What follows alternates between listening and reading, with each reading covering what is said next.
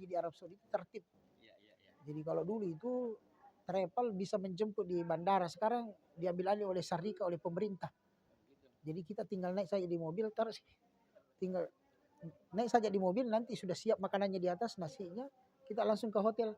Karena nanti pikir dilepas di bandara ketika Sarika meyakinkan, pemerintah meyakinkan bahwa ada nih hotelnya, tempat tinggalnya, di mana hotelnya, baru dilepas. Begitupun kalau pulang dipastikan tuh. Jadi waktu saya mau pulang jam 2 dari Madinah mau ke Jeddah. Tapi karena tiba-tiba ada informasi pesawat Scott dari Singapura tidak mau terbang, kita tidak dilepas.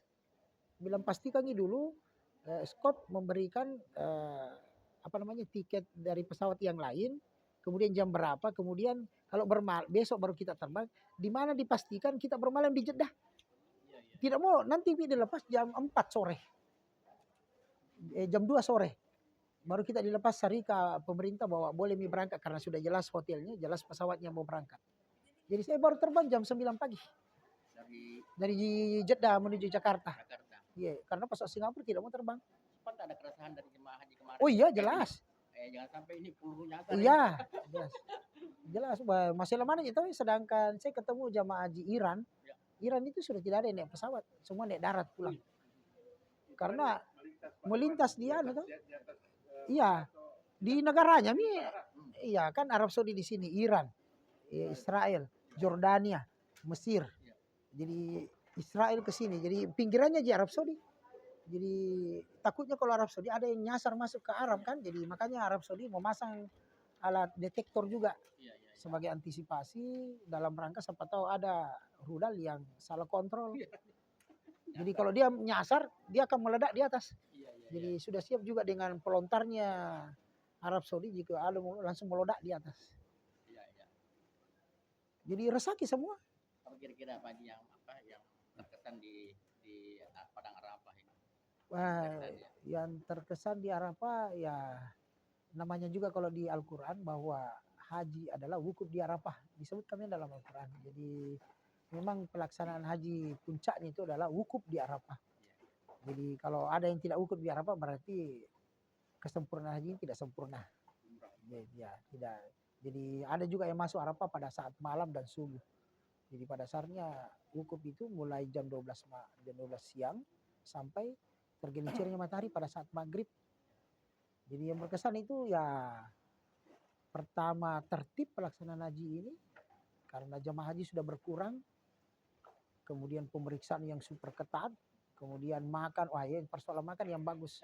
Tidak ada buah-buahan, nasi, terserah kita mau ambil apa karena semua sudah siap. Jadi perhatian pemerintah Arab Saudi terhadap jamaah haji kalau luar biasa.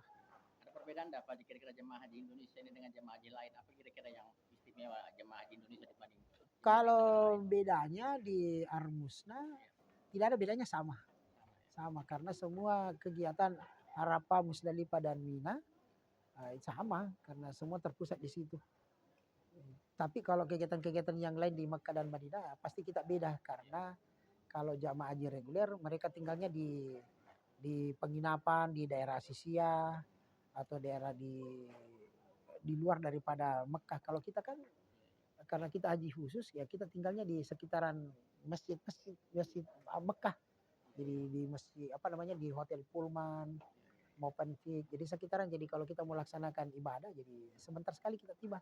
Beda dengan reguler. Jadi kalau reguler datang menuju sholat maka dia harus menunggu. Kalau dia lohor maka dia tunggu asar baru pulang. Maghrib dia tunggu lagi isya karena jauh jaraknya.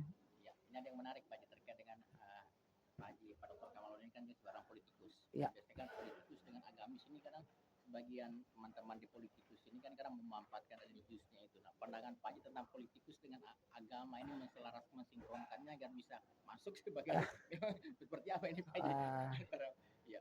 Ya kalau politikus disandingkan dengan agamis, saya kira kalau agamis itu ya sikap sebenarnya. Ya, sikap. Tapi penting tidak Pak Haji politik ini untuk didampingi sama agama? Oh jelas penting, jelas penting. Jadi politikus itu kan ada yang menganggap bahwa politikus itu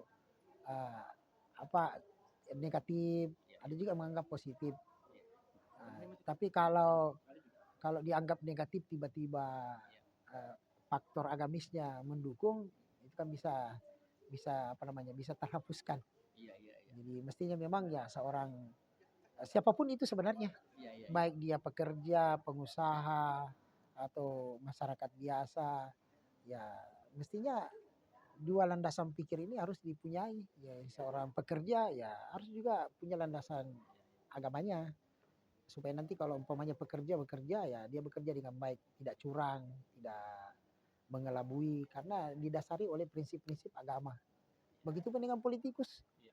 Jadi politikus itu kalau berpolitik ya mungkin keliru, tapi kalau sudah dibarengi dengan apa namanya, pendekatan-pendekatan agama, akhlak, saya kira niat-niat untuk melakukan tindakan-tindakan mengelabui, membohongi, saya kira itu akan tergerus, itu akan mengurangi.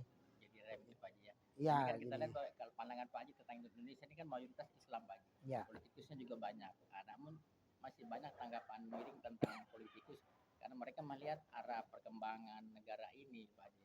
Kira-kira ada apa sebenarnya? Apa yang sebenarnya mesti dianukan ini? Mayoritas Islam ini kan membawa citra sebagai seorang agamis juga ini Pak. ya. Kalau soal itu saya cuma mengikuti pendapat daripada Presiden siapa ya, Ghana ya, Iya. mengatakan bahwa kalau orang jelek masuk di politik maka jeleklah hasilnya. Tapi mudah-mudahan dengan orang baik masuk di politik sehingga nanti hasilnya bisa baik. Ini Ya, mah mayoritas ini begitu Pak ya. mayoritas begitu. Iya, iya, iya. Jadi jangan sampai nanti orang baik masuk di politik jadi tidak baik. Iya, iya, iya. Ya, mestinya orang tidak baik masuk di politik jadi baik. Jadi baik. Bukan justru jadi orang tidak baik masuk di politik jadi justru tidak baik. Nah, jadi bagaimana caranya kita mau bangun suatu daerah atau suatu negara ketika Iya. ya persoalan-persoalan apa namanya, kejiwaan kepemimpinan ya tidak dibarengi tadi dengan keagamaan atau pendekatan agama, ya kita mau masuk ke situ. Apalagi kita kan mayoritas Islam. Jadi sebenarnya karena kita mayoritas, sebenarnya kita harus menjadi contoh. Iya, iya.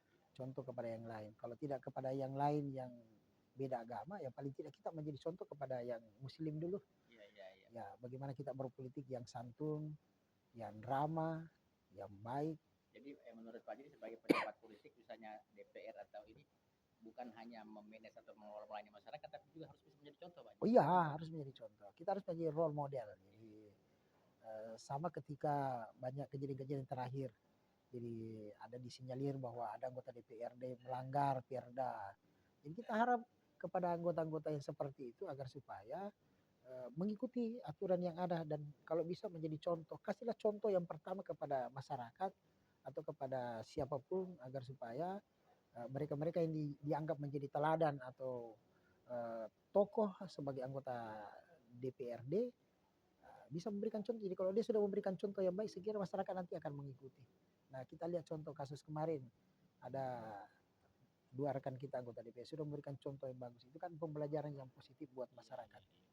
Jadi, kalau semuanya begitu kan, saya kira pemerintah daerah dengan DPRD, saya kira bisa bersinergi untuk mengembangkan daerah.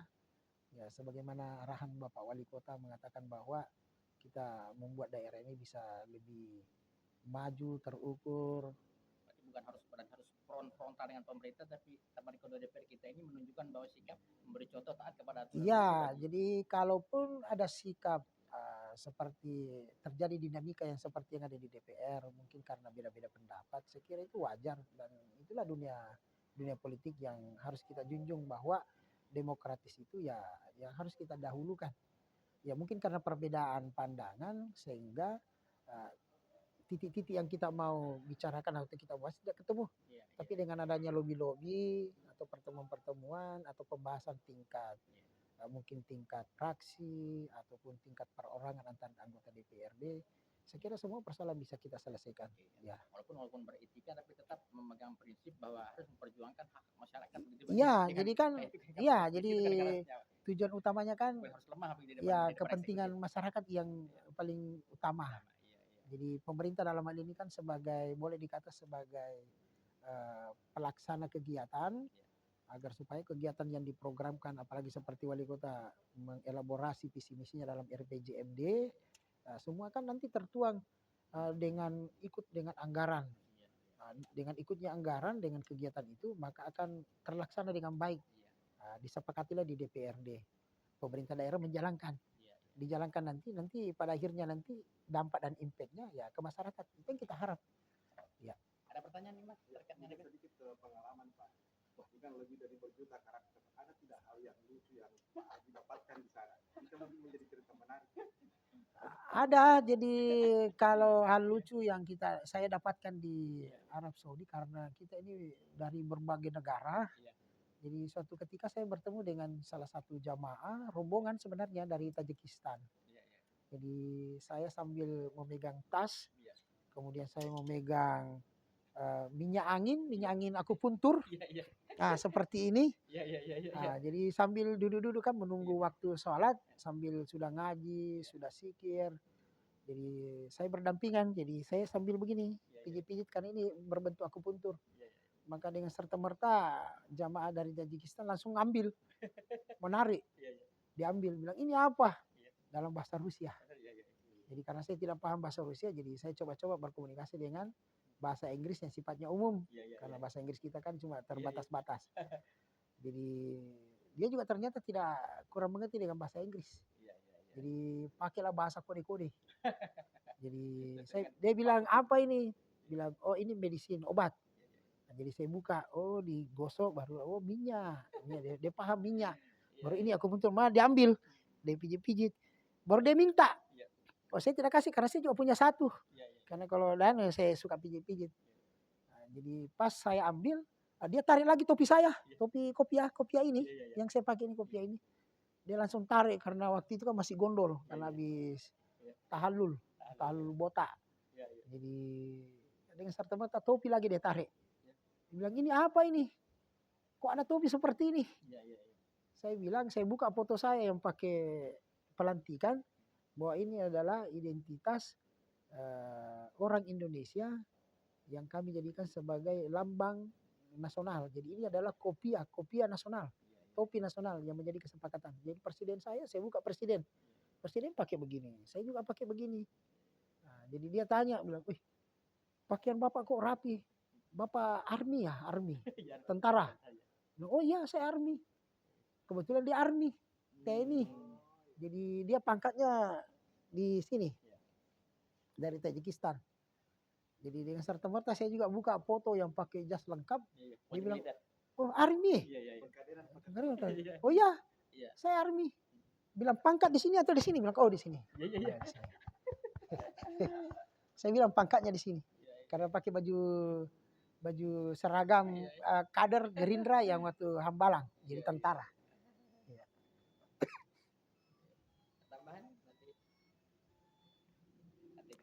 Jadi salah satu cerita lucu. Jadi banyaklah cerita-cerita lucu jadi yang kita bisa dapatkan. Tapi untuk komunikasi sebenarnya tidak ada hambatan ya dengan isyarat dan sebagainya. Ya tidak ada hambatan karena ya sebagian besar jamaah kalau tidak bisa berbahasa Inggris ya pakai bahasa isyarat. Jadi bahasa isyarat sudah kode. Jadi mereka paham. Tapi kalau ada juga jamaah yang paham bahasa Inggris jadi enak komunikasinya.